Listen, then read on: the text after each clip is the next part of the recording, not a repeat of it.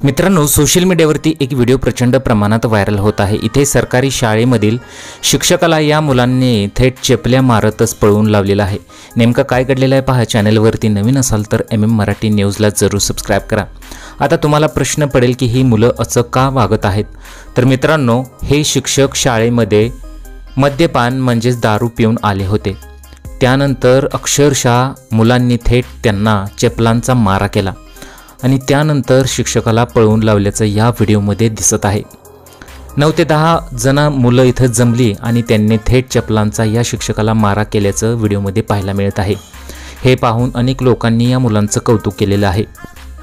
जर शिक्षक शाळेमध्ये मद्यपान करून आले तर मुलांचं भविष्य कसं घडणार, अशा सुद्धा कमेंट्स बऱ्याच लोकांनी केलेल्या आहेत। त्यामुळे या मुलांनी घेतलेला निर्णय योग्यच होता, अशाही कमेंट्स बऱ्याच लोकांनी केलेल्या आहेत। तुम्हाला या व्हिडिओबद्दल काय वाटतं, तुमच्या प्रतिक्रिया आम्हाला कमेंट बॉक्समध्ये जरूर कळवू शकता।